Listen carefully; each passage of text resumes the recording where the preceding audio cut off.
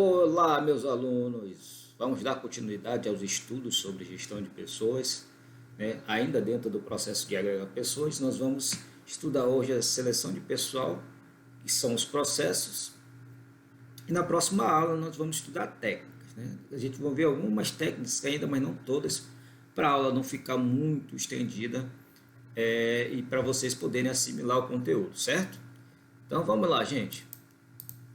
Seleção de pessoal. Então, na aula anterior, nós vimos, né, as técnicas de recrutamento, né, o que significa recrutamento e tudo mais. Dessa vez, nós vamos partir para a próxima fase, que é a fase de seleção de pessoal. Né? Passado toda a parte de recrutamento, né, de coletar aqueles candidatos que farão parte desse processo de seleção, é a hora de selecionar aqueles que mais atendem ao conteúdo do cargo, né? Então, a seleção de pessoal é um processo que vem depois do recrutamento, onde seleciona aqueles candidatos que melhor atendem os requisitos do cargo, né? Então, a seleção tem o objetivo de selecionar entre os candidatos em potencial, né, quem melhor preenche a vaga. Então, o resultado esperado do processo de seleção é escolher entre os candidatos recrutados aqueles que tenham maiores probabilidades de se ajustar ao cargo vago e desempenhá-lo bem. Ou seja, escolher a pessoa certa para o cargo certo, né? Então, a seleção, portanto, é uma atividade de escolha, de decisão de classificação de candidatos, certo? Então, como a gente já viu, né, a seleção é a fase depois da fase de recrutamento, certo? Então, o processo de seleção ele é central, né, para que a gestão de pessoas, quer dizer, o setor responsável pelo processo de seleção é o pessoal de gestão de pessoas, né? Então, a análise do cargo, o planejamento de pessoal e o processo de recrutamento são empreendidos principalmente para ajudar a seleção de pessoal. Se a seleção for feita de modo impróprio, estes esforços iniciais ficam desperdiçados. Então, o processo de seleção, como é um processo de grande importância dentro da gestão de pessoas, dentro ali da empresa, né, em relacionado à gestão de pessoas, né, tem que ter aquela análise do cargo, que a gente vai ainda estudar essa parte, né, tem que ter o planejamento do pessoal e, é claro, o processo de recrutamento tem que ser adequado para que todos esses esforços consigam trazer pessoal qualificado para a organização. Então, o processo de seleção ele consiste, portanto, em comparar um perfil do cargo, né, descrição do cargo e tudo mais, com o perfil do candidato recrutados e escolher o candidato que mais se aproxima do perfil do cargo. Então, a gente vai ter ali a descrição do cargo, tudo direitinho, nós vamos ter o perfil do candidato e escolher aquele que se aproxima mais do que a empresa procura. Porque o candidato que mais se aproxima, porque ele faz uma pergunta, na verdade, aqui, né? Por que o candidato que mais se aproxima dos requisitos? Porque o perfil do cargo define as características de forma objetiva. No caso, o cargo exige escolaridade e ensino médio. A rigor, todos os candidatos que concluem o ensino médio atendem aquele requisito. Então, por isso a importância do perfil do cargo, do processo de análise do cargo. Quais são as especificações do cargo que o candidato deve ter para poder ocupar ele. Bem, o processo de seleção em si se justifica pelas diferenças individuais entre as pessoas, né? Porque as pessoas são diferentes entre si, ninguém é igual a ninguém. Então, por isso que, mais uma vez, a importância da descrição do cargo, porque a gente vai ver que as pessoas são diferentes fisicamente, a estatura, peso, força, a resistência, a acuidade visual, auditiva, a resistência à fadiga e entre outros fatores, assim como psicologicamente, né? Aqui nós temos alguns, tem vários, mas aqui eu coloquei só 3 para dar de exemplo, né? Temperamento, caráter, inteligência, aptidões, habilidades mentais, da capacidade de aprender uma tarefa para se relacionar nos seus planos futuros e etc. Então, como as pessoas são diferentes entre si, por isso é importante ter mais uma vez essa descrição do cargo, quais aptidões que o selecionado tem para ocupar ele. Então a gente viu, né, que ninguém é igual a ninguém. Então, o processo de seleção ele deve ser feito através de técnicas apropriadas, né, que permitam efetuar efetuar a análise e fornecer um diagnóstico e um prognóstico a respeito do potencial do candidato, frente ao padrão de desempenho esperado. Como será o desempenho logo após a admissão? E como será o futuro? Bem, nesta comparação a gente pode encontrar duas situações. A primeira, uma situação de equilíbrio entre o perfil do candidato e os requisitos do cargo, né?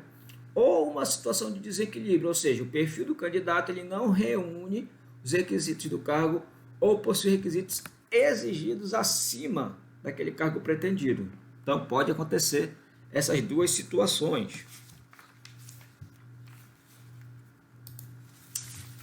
Então, como é que é feita essa comparação? Olha só, não sei se vocês conseguem enxergar aí, mas tem aqui, ó, especificações do cargo, competências desejadas, no caso, a descrição do cargo, né?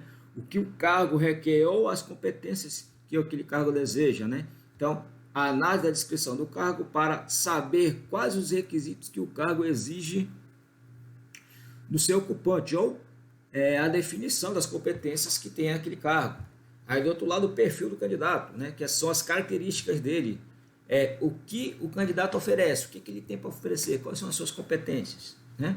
Então as técnicas de seleção é para saber quais as condições pessoais para ocupar o cargo ou preencher a competência desejada. Então faz essa comparação entre a descrição do cargo, as especificações e as características do candidato.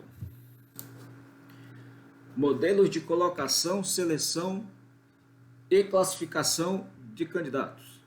Então, cada decisão sobre um candidato ele envolve o indivíduo em um determinado tratamento. Então, tratamento, o que significa isso? É o tipo de resolução a ser tomada, né?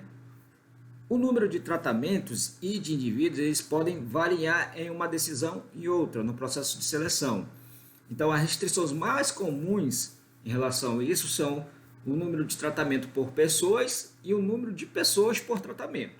Então, de acordo com o tratamento, que é essa resolução a ser tomada, podemos distinguir 3 modelos de decisão sobre os candidatos: a colocação, a seleção e a classificação de candidatos. Então, assim, a seleção de pessoal comporta 4 modelos de tratamento a saber. Opa, professor, mas não falou aqui que são 3 modelos? É verdade. Quer dizer, às vezes não. De acordo com o tratamento, tá? De acordo com o tratamento são 3 modelos. Mas só que a seleção de pessoal, tirando aqueles 3 modelos de acordo com o tratamento, nós temos o outro modelo que a gente vai ver agora. Então, na verdade, conforme a seleção de pessoal, ela comporta 4 modelos de tratamento, tá? É assim mesmo. O primeiro modelo, modelo de colocação, é quando, né, há um só candidato e uma só vaga a ser preenchida. Então, para aquele candidato. Então, este modelo ele não inclui a alternativa de rejeitar o candidato, só tem aquele. Né? O candidato apresentado deve ser admitido sem sofrer qualquer rejeição. Né? Então, o primeiro modelo de colocação, só tem uma vaga e só tem um candidato. Não tem mais ninguém, eles precisam preencher aquela vaga, então não tem como rejeitar aquele candidato. E, com certeza, ele vai ser admitido sem sofrer qualquer rejeição. É claro, se ele estiver dentro das características ali parecidas com a descrição do cargo. O segundo modelo é o modelo de seleção. Né? Há vários candidatos, aqui está candidatos, mas são candidatos, tá, gente? E apenas uma vaga a ser preenchida. Então, tem uma vaga só em milhares de candidatos. Né? Então, cada candidato, esse modelo de seleção, é comparado com os requisitos exigidos pelo cargo que se pretende preencher. Ocorrendo 2 alternativas. O que pode acontecer nesse modelo de seleção? Apenas aprovação ou rejeição. Então, o pessoal, ou o candidato vai ser aprovado, ou o candidato vai ser rejeitado. Se aprovado, o candidato deverá ser admitido.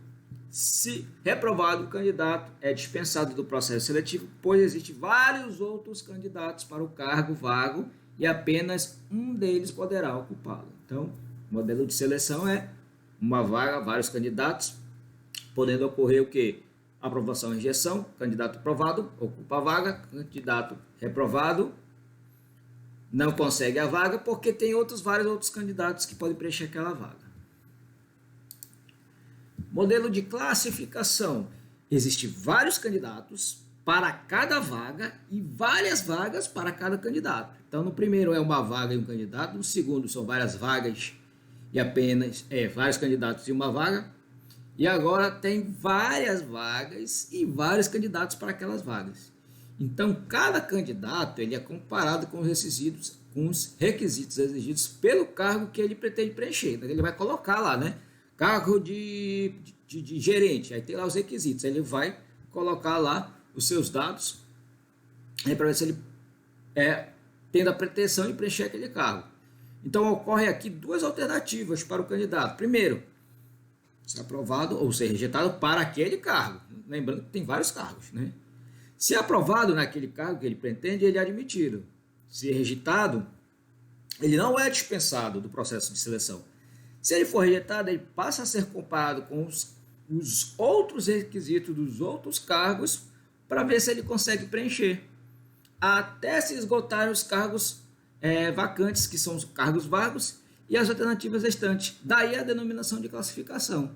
Então, tem lá vários cargos, tem vários candidatos, então a pessoa vai se candidatar para um cargo X, não atendeu às especificações do cargo, às exigências que o cargo precisa. Vai ser comparado, ele não sai, né? Não é rejeitado ou não é desclassificado do processo. Na verdade, o perfil dele é comparado com outros cargos até que se acabe ali as alternativas, se esgota as alternativas em relação àquelas vagas, certo? Então, esse é o modelo de classificação. E o último modelo é a de agregação de valor, tá? Então, este modelo ele escapa da mera comparação com o cargo a ser ocupado e vai além, né? Ele focaliza o abastecimento e provisão de competências para a organização. Cada candidato é visualizado de um ponto de vista das competências individuais que se oferece para incrementar as competências organizacionais. Se as competências individuais oferecidas interessam à organização, o candidato é aceito. Caso contrário, ele é rejeitado. Na verdade, esse modelo, a ideia básica dele é incrementar o portfólio de competências organizacionais que garante a competitividade da organizacional. O que acontece no modelo de agregação? Vamos lá, olha só. Ele escapa desse, ele não faz aquela comparação. Vou me candidatar a cargo X de determinada empresa. De repente, a empresa vê que eu tenho minhas competências individuais, elas podem agregar valor àquela empresa, já pensando no futuro dela. Um exemplo que eu tenho é que um caso de professor, de uma universidade. Aí ele vai, contrata o professor e vê já nas competências individuais dele que ele pode ser um coordenador de curso daqui a algum ano, 2 anos, né?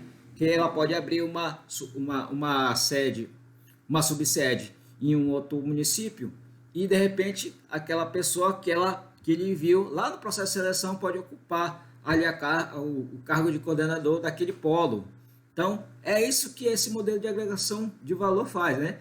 Ele sai daquela comparação, a empresa vê o perfil individual, as competências individuais da pessoa que quer ocupar o cargo e já vislumbra o futuro, né? De repente, aquela pessoa pode agregar mais valor ainda à empresa. Então, esses são os modelos de colocação, seleção e classificação e o modelo de agregação de valor, né? Técnicas de seleção. A gente não vai ver todas as técnicas, mas a gente vai ver algumas técnicas aqui, e depois a gente dá continuidade a esse assunto. Então, a partir das informações sobre o cargo a ser preenchido ou das competências a serem agregadas, o passo seguinte é a escolha da técnica de seleção. Então, para conhecer, comparar e escolher, é claro, os candidatos adequados. Então, as técnicas de seleção são agrupadas em 5 categorias. Então, quais são as técnicas de seleção agrupadas aqui, as categorias delas? Há entrevistas, prova de conhecimento ou capacidade, os testes psicológicos, testes de personalidade e as técnicas de simulação. Nós vamos ver hoje as técnicas de entrevista, tá? Na próxima aula a gente vai ver as outras, mas vamos para a entrevista agora. Então, técnica de seleção e entrevista. Então, a entrevista de seleção ela constitui a técnica de seleção mais utilizada. Na verdade, a entrevista tem inúmeras aplicações dentro das organizações. Né? Então, quando a pessoa vai pleitear um cargo, com certeza vai ser entrevistada por alguém, o pessoal do RH. Então, a entrevista de seleção é um processo de comunicação ou entre duas ou mais pessoas que interagem entre si, no qual uma das partes está interessada em conhecer melhor a outra, né? É quase um encontro, né? De um lado o entrevistador ou o tomador de decisão e do outro lado o entrevistado ou o candidato. Então aplica-se a ela determinados estímulos, entradas, para se verificarem as suas reações e as saídas. É como, vocês se lembram, com certeza, né? Lá da teoria sistêmica, né? Então a gente fornece entradas, os insumos, para o candidato, esperando as saídas, né? Dele, para ver se ele se encaixa lá no cargo. Então, como todo processo de comunicação, a entrevista sofre dos males. É claro, a entrevista não é perfeita, né? Quais são os males que acontecem no processo de entrevista? Ruído, omissão, distorção, né? Fala uma coisa, o cara entende outra, sobrecarga, muita pergunta e pouco tempo.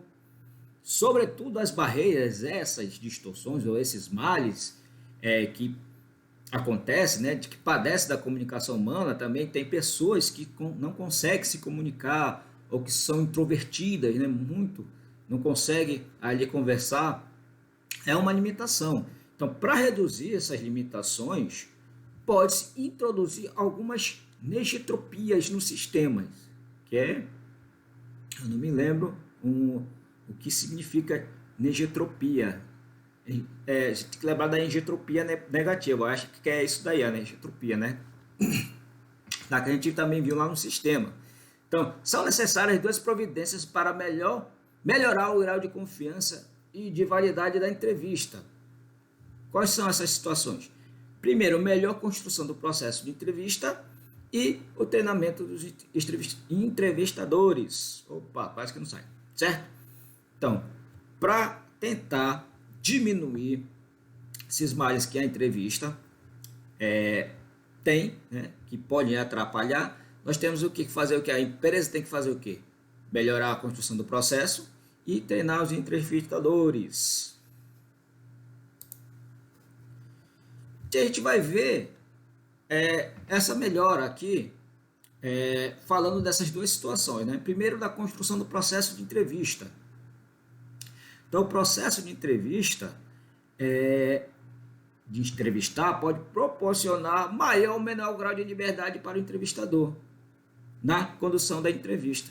Entre outros termos, a entrevista pode ser estruturada e padronizada, como pode também ficar inteiramente livre, à vontade do entrevistador ou ao sabor das circunstâncias. Então, nesse sentido, em relação à estrutura e padrão e a desestrutura não padronizada, as entrevistas podem ser classificadas em função do formato das questões e das respostas requeridas em 4 tipos. Então, em relação ao processo de construção da entrevista, relacionadas às estruturas, ou padronizadas ou não padronizadas, nós temos a classificação delas em relação ao formato das questões e das respostas de 4 tipos.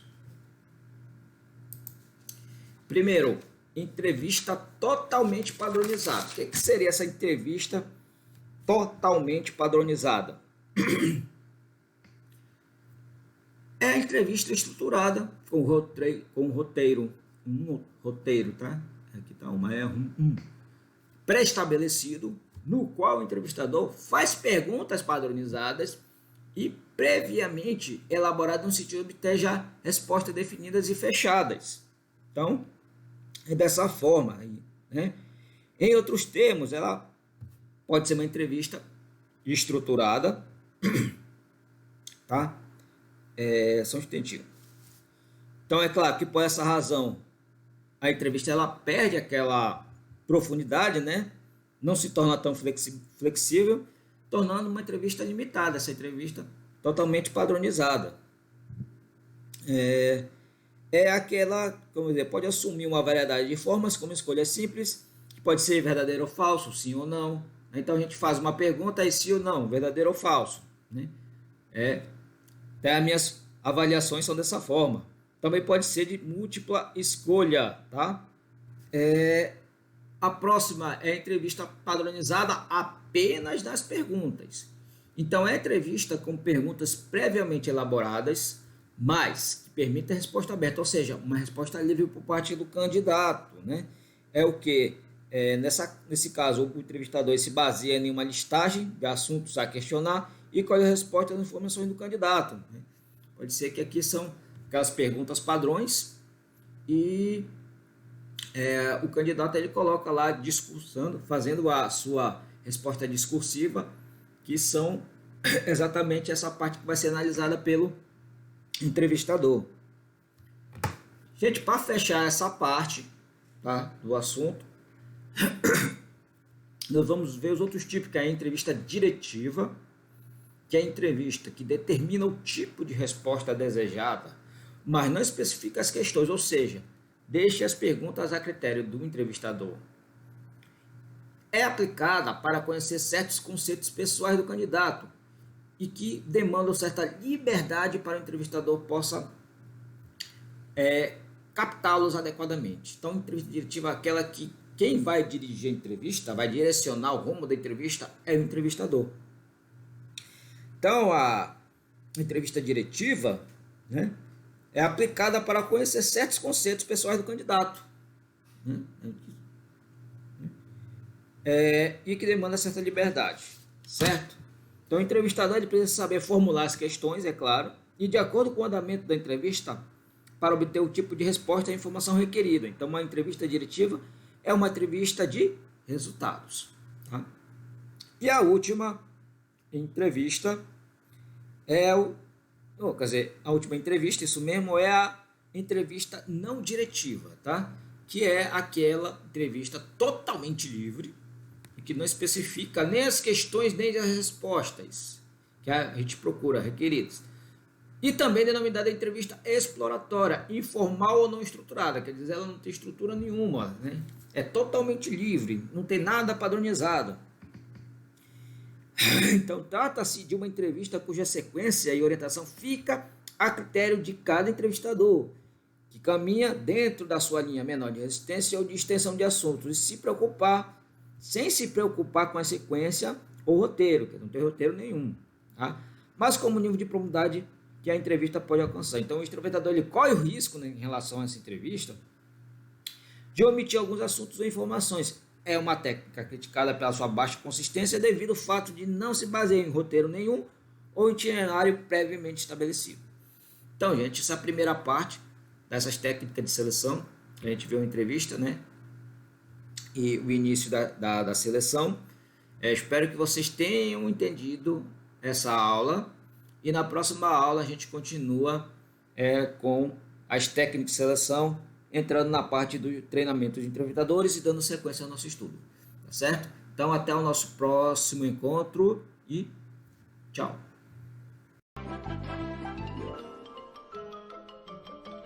Isso é tudo, pessoal.